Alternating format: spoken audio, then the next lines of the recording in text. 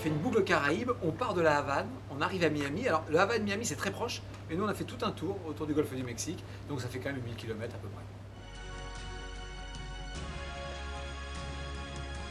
Chaque pays a effectivement une atmosphère particulière. Alors, l'Amérique du Nord et l'Amérique centrale, c'est effectivement très spécifique. Il y a les Caraïbes d'un côté, Cuba, c'est une ambiance à elle toute seule, c'est une île très particulière. Le Mexique, pays particulier, parce qu'à la fois immense, très beau, compliqué en termes de sécurité, parce que voilà, c'est un peu particulier. Puis bien sûr l'Amérique, mais le sud des États-Unis, qu'on connaît moins, la Louisiane, le Mississippi, l'Alabama, la Floride, c'est vraiment très étonnant. Et puis la fin à Miami, alors là on connaît mieux, c'est des images un petit peu comme ça qui font rêver, qu'on connaît mieux, qui est un beau théâtre d'arrivée pour la finale.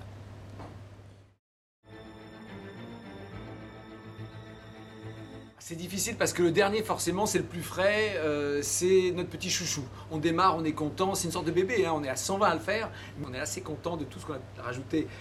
Voilà, le coffre maudit, les passagers mystères, voilà, le casting est formidable, les candidats sont vraiment très bien. Donc voilà, c'est notre bébé du moment. Après, dans le passé, j'ai quelques nostalgies de la route africaine, j'ai adoré l'Amérique latine, notamment le Pérou ou le Brésil, l'Argentine aussi. Enfin, je pourrais plus m'arrêter.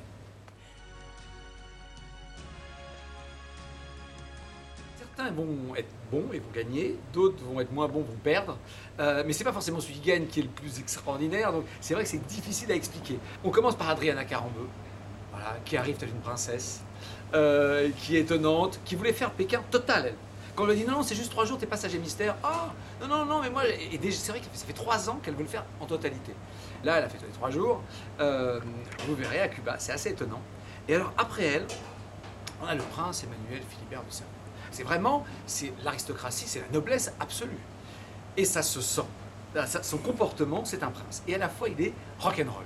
Voilà, on ne peut pas faire plus différent qu'Adriana Karambeu et le prince Emmanuel Philibert de Savoie. Et c'est tout le programme comme ça.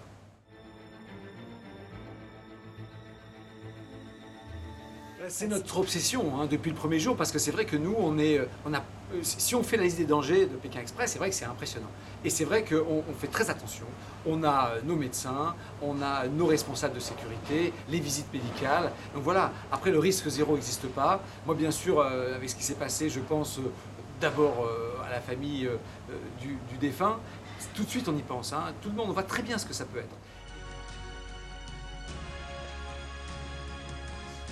Moi, je suis obligé de rester d'une neutralité helvétique parce que si jamais je disais tiens, mon chouchou c'est un tel, j'imagine la tête des autres. Donc moi, mon rôle est très particulier parce que bien sûr, au fond de moi, j'ai sans doute quelque chose, mais vraiment, je me programme dans ma tête pour les considérer parce que je sais que pour eux, c'est très important.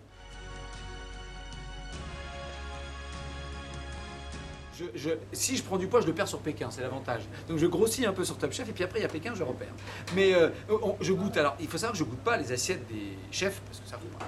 Mais les candidats, les gens ne remarquent pas toujours, mais c'est des pros. Et lorsqu'ils balancent des cuissons, en fait, s'ils prennent des pièces de bœuf, ils en font plusieurs. Et les meilleures cuissons partent pour les chefs. Et il reste toujours 1 ou 2 pièces de bœuf ou 1 ou 2 poissons. Et ça, je goûte. Donc oui, je goûte.